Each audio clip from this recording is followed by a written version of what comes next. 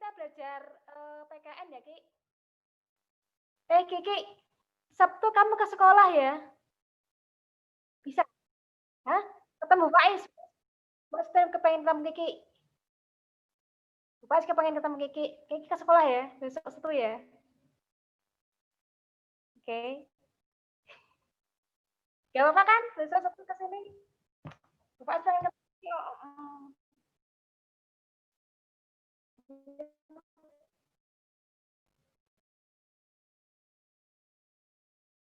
Ya baca Al-Fatihah dulu, Ki. Kita berdoa.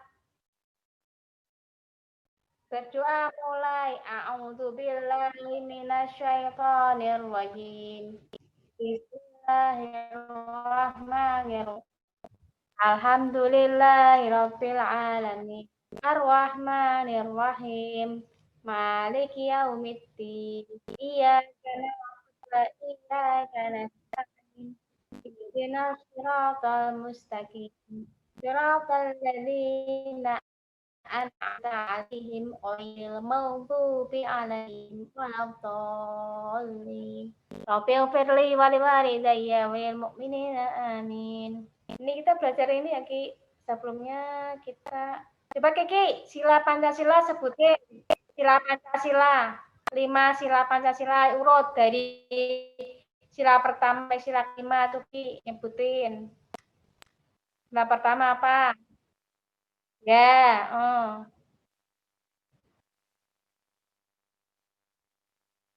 Yang kedua? Nah, betul, pintar. Yang ketiga? Yang keempat?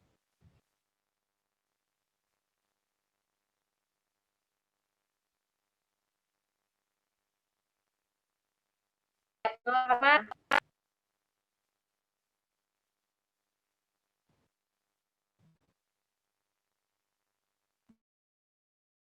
Bisa melihat ini? Bisa melihat ini? Kiki, bisa melihat ini belum? Bisa ya? Nah, sekarang Pak Stalin.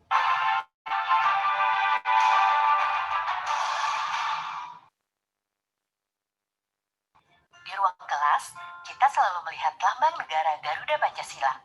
Tapi tahukah teman-teman, kisah di balik tercetusnya lambang tersebut? Ayo kita simak bersama sejarahnya. 4 tahun setelah merdeka, Indonesia belum mempunyai lambang negara. Barulah tanggal 20 Desember 1949, Presiden Soekarno menunjuk Sultan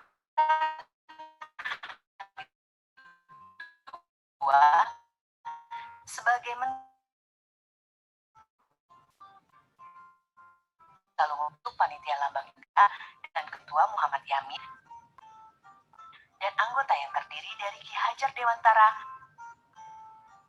Muhammad Nasir, M.A. Pelupesi, dan Purbacaraka.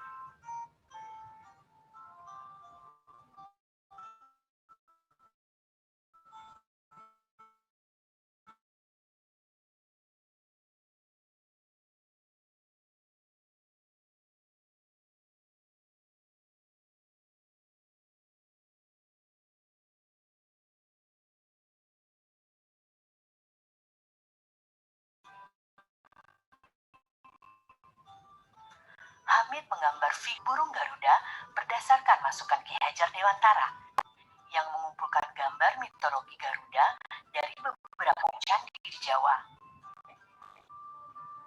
Sketsa itu juga dibuat berdasarkan pengamatannya pada lambang-lambang negara lain yang menggunakan burung elang Raja Wali dengan perisai di dada. Gambar rancangan Hamid diterima pemerintah tanggal 10 Februari 1950.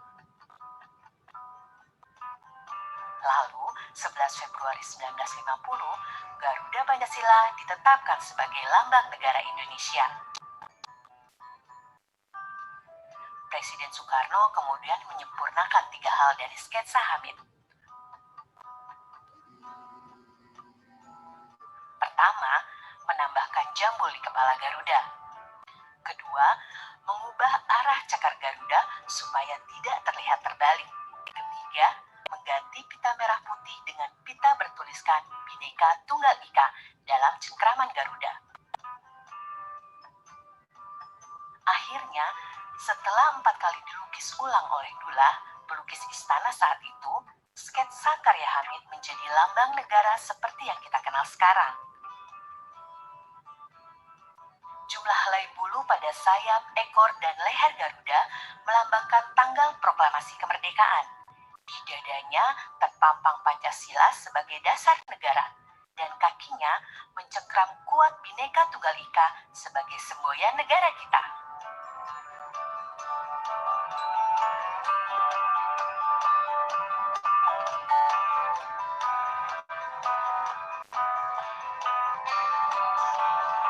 Nah, itu ya Kiki, apa namanya, sejarah dari lambang negara kita, yaitu Garuda Pancasila.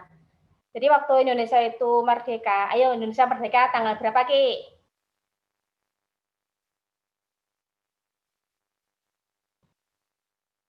Loh, 9 Agustus itu dari mana?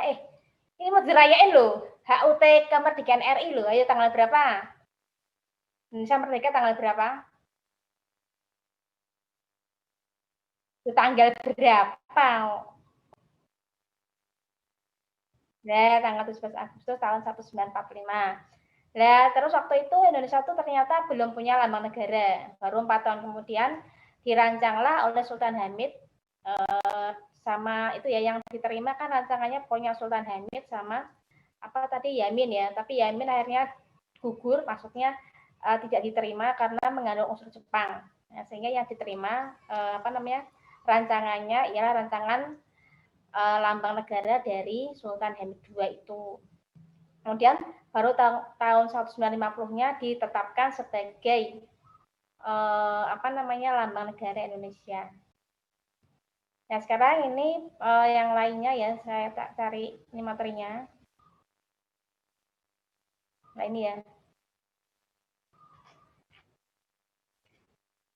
Ini yang jadi ternyata Pancasila itu sesuai dengan ayat Al-Quran, Kiki, ya, karena bagaimanapun dasar negara itu yang termaktub di dalam apa namanya, Piagam Jakarta, ya, Piagam Jakarta yang dikonsep oleh Panitia 9 itu, mereka semua yang 9 itu hanya satu yang Nasrani, Amaramis itu ya, lainnya itu orang Islam atau para cendekiawan Muslim, sehingga apa, sila-sila dalam Pancasila itu ternyata diambil dari ayat-ayat Al-Quran.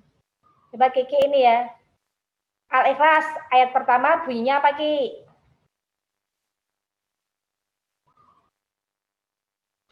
Bunyinya surat Al-Ikhlas ayat pertama bunyinya apa?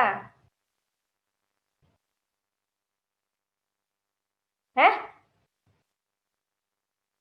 Al-Ikhlas kul huwallah itu loh. Nah, itu artinya kul huwallah itu,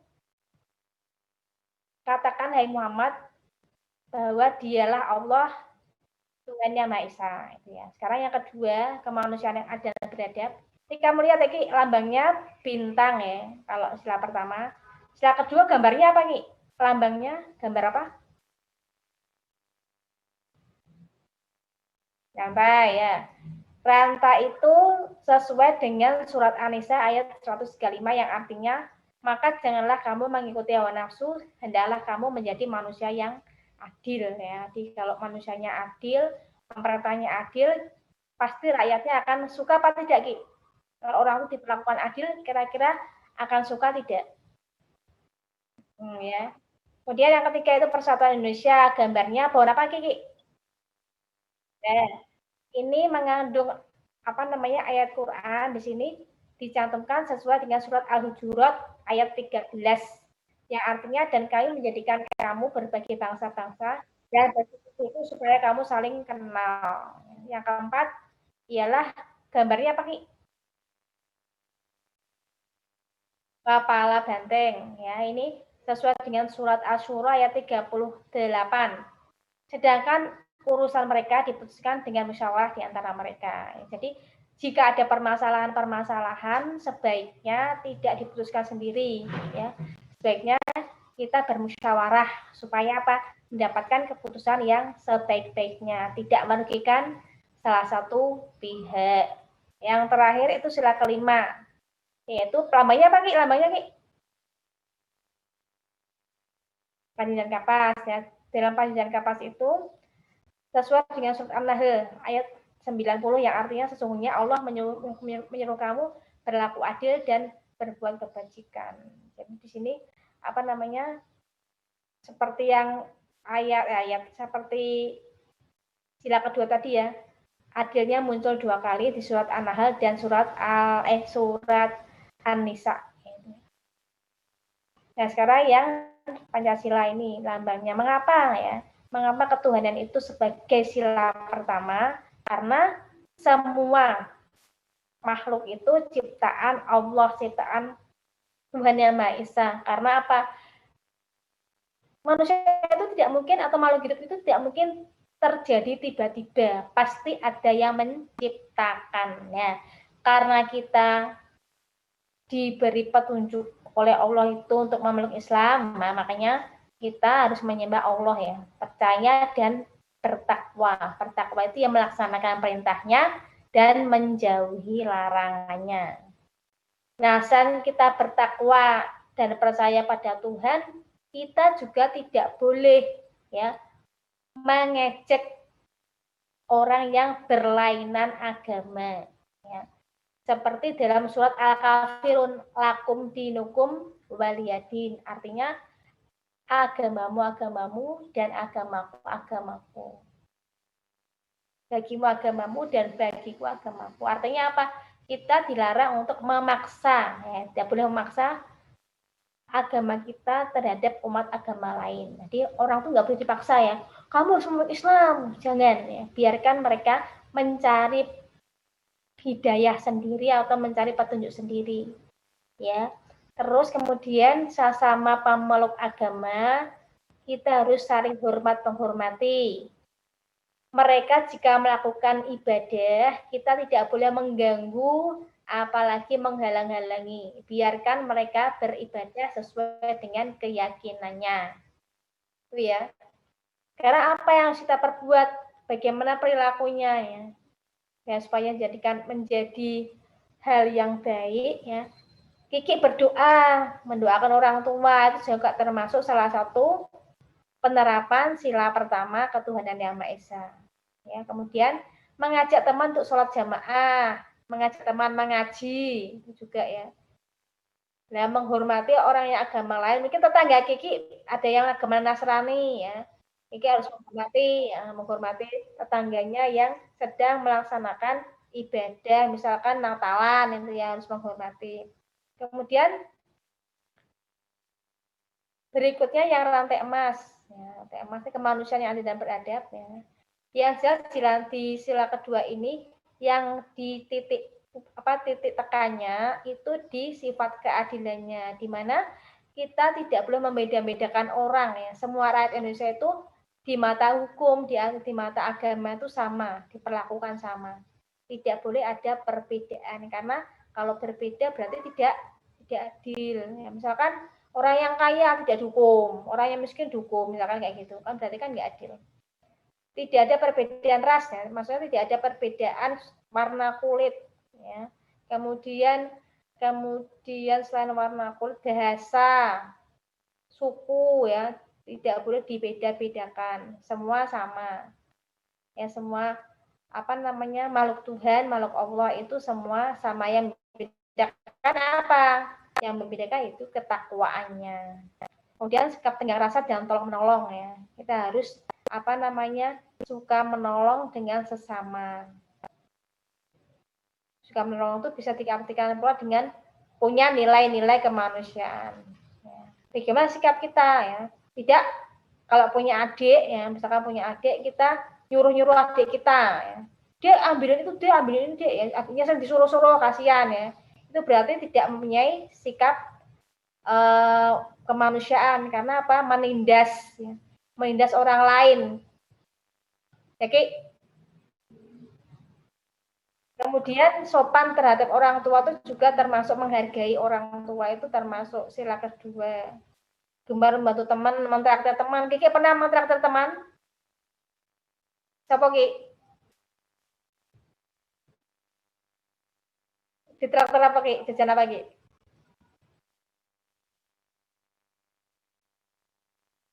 Apa? Oh, kacang.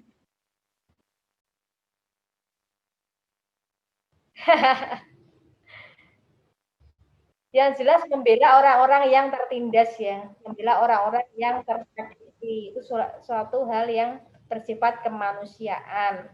Yang ketiga, bukan beringin, itu persatuan. Apa yang tergantung maknanya di sana? Ya, yang jelas yang persatuan itu menggunakan bahasa dengan baik. Melestarikan budaya daerah itu juga termasuk persatuan. Karena Indonesia itu masyarakatnya itu sangat majemuk, masyarakatnya sangat kompleks, sangat beragam. Ya, karena apa? Ada suku apa coba? Masih ingat suku yang ada di Indonesia suku apa, Ki? Sebutkan 3, Ki. Jawa, terus apa?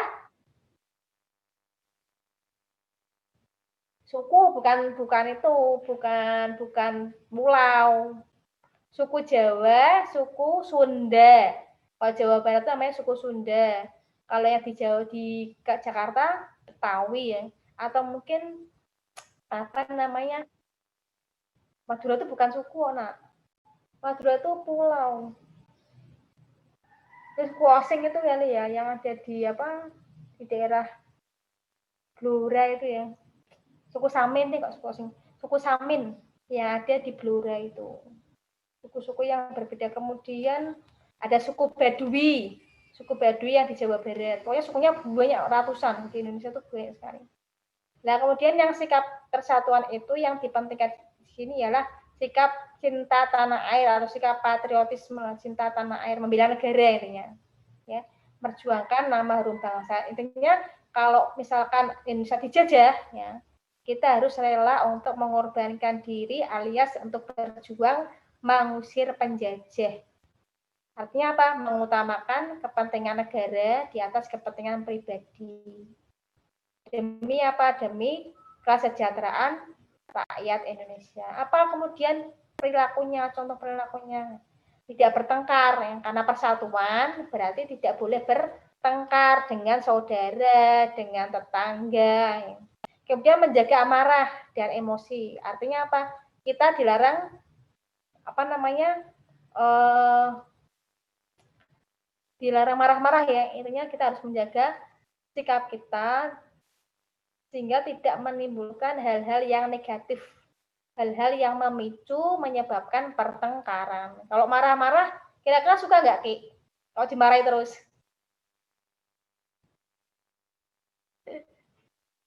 Jadi berteman dengan siapa saja ya, tidak boleh milih-milih teman. Tapi maksudnya begini, Ki,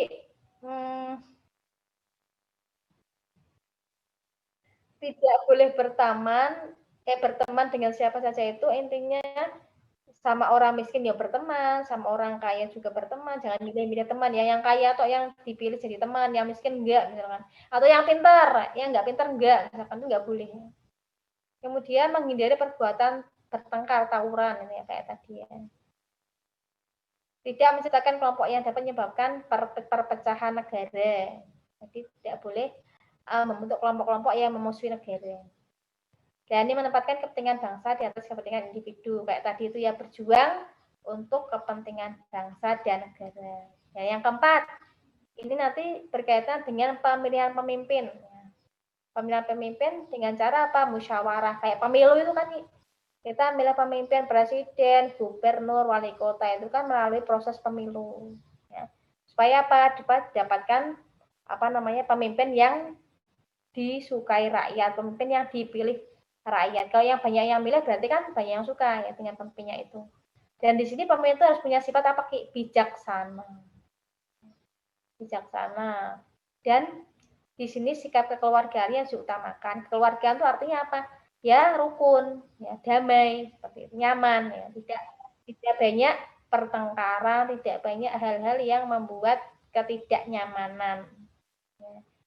Nah, keputusan diambil berdasarkan musyawarah ya, sampai mufakat sepakat.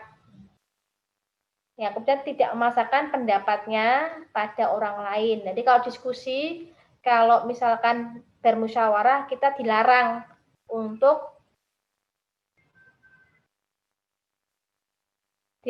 untuk memaksakan pendapatnya supaya diterima oleh orang lain. Coba dibaca Ki, contoh perilakunya ini kayak Ki, dibaca Ki.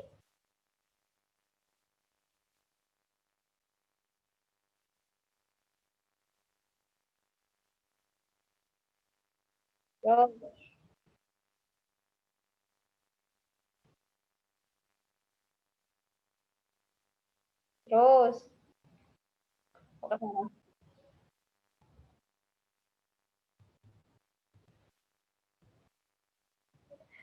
salah ketik. Terus kemudian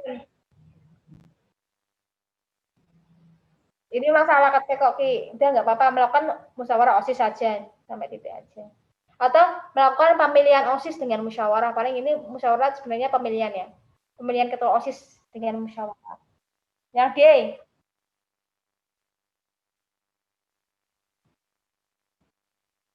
Terus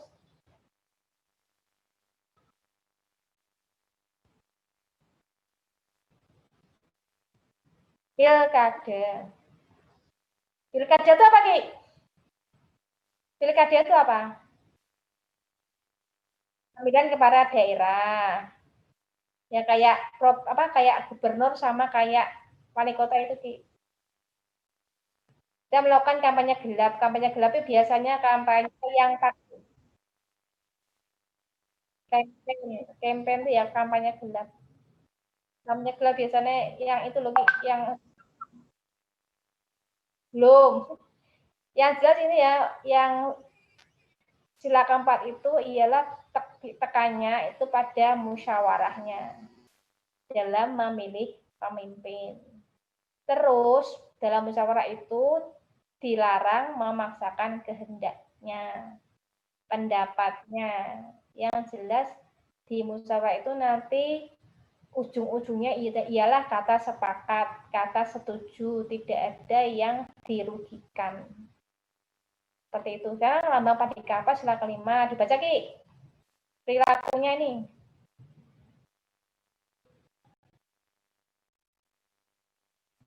Terus, perilaku yang adil terus.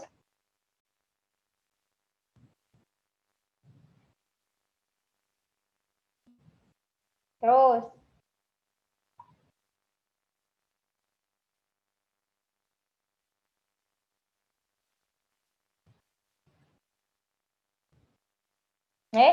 apa? Helen.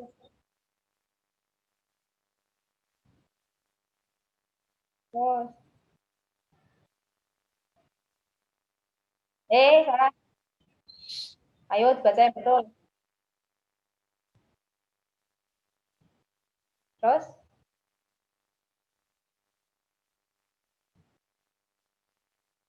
ya, terus. Apa ini?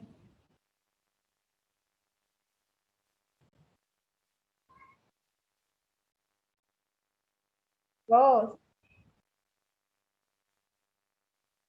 Hmm. Eh,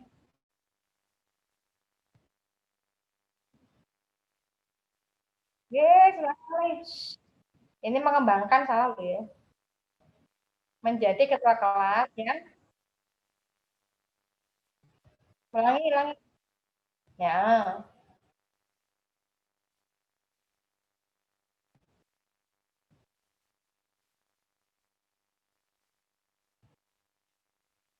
Ya, yang D.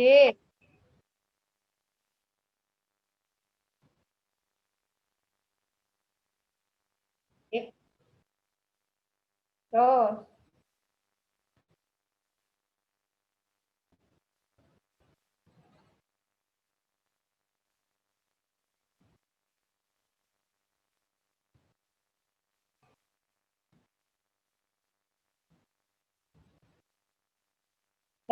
Salah.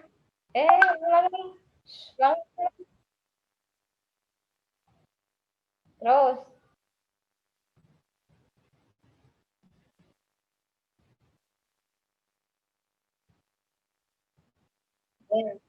Di sila kelima ini berarti kita tidak boleh boros, ya, tidak boleh boros dalam hidup. Intinya sesuai dengan kebutuhan, ya. Kemudian di sini juga diharapkan para penguasa itu selalu bersikap adil. Sebenarnya masih kurang, Ki. Sebenarnya masih ada kerja keras itu ya. Gotong royong itu termasuk sila kelima. Seperti itu, Ki. Ini belum kerjain kuis IPA-nya ya? Yang rantai makanan belum kerjain ya? Rantai makanan kuis IPA. Yang kemarin. Kamu cari yang itu ya, Ki. Yang kuis IPA-nya. Sampai hari ini ada kuis PKN. Habis ini kamu lihat di classroom-nya. Ada kuis PKN-nya, nanti kamu kerjain ya. Nah, itu ya, Ki, sila-sila yang ada di... Misalkan, Ki, contoh sila pertama apa, Ki? Contoh kegiatanmu di rumah yang sesuai dengan sila pertama. Contohnya apa, Ki? Apalagi? Nah, yang kedua apa? Kedua. Yang kedua, sila kedua. Kemanusiaan.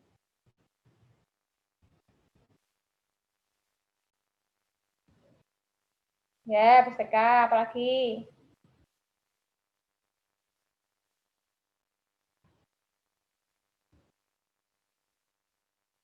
Yang ketiga apa?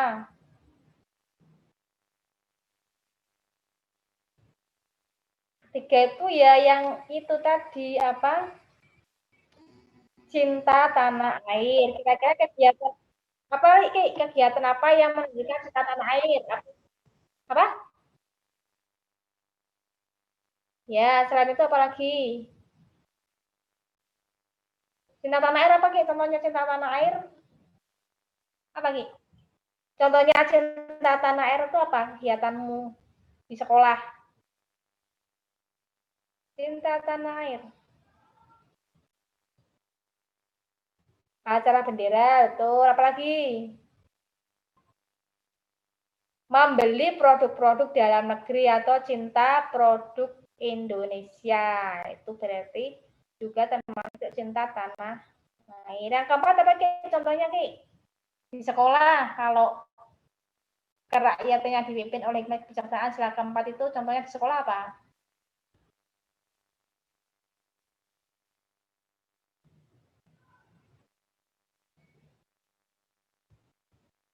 Kemudian ketua OSIS, ketua kelas, misalkan itu ya.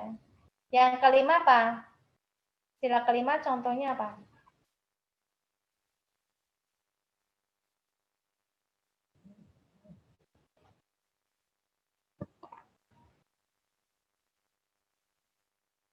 Loh, kan sudah tadi 3. Yang kelima, oke. Bukan kali keempat toh. Ke beda kalaman kan sudah tadi ketiga, saya mau jawab. Karena yang kelima.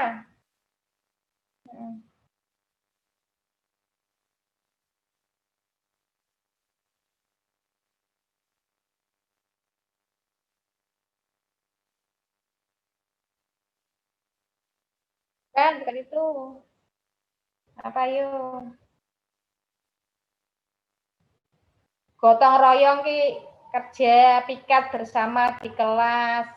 Itu kan sila keadilan sosial. Terus bisa juga kayak tadi itu hidup sewajarnya alias hidup tidak boros. Itu kan misalkan mau menabung. Nah, itu salah satu apa kegiatan atau sikap yang akan penerapan silakan itu menghemat, menabung, tidak bersikap boros. Kemudian bekerja keras, belajar tekun. Belajar tekun itu juga termasuk sila kelima. Karena apa? Merupakan wujud dari kesungguhan bekerja keras supaya mendapatkan hasil yang terbaik. Ada yang ditanyakan, Kiki? Sudah paham belum? Sudah apa dulu dibaca ya. Baca, kemudian dikerjain soalnya. Terima kasih ya Kiki, sudah mau maghrib. Kita tutup dengan doa hamdalah dengan penutup majlis ya. Alhamdulillahirabbil alamin. Subhanakallahumma wa bihamdik. Asyhadu an la ilaha illa anta astaghfiruka wa atubu ilaik.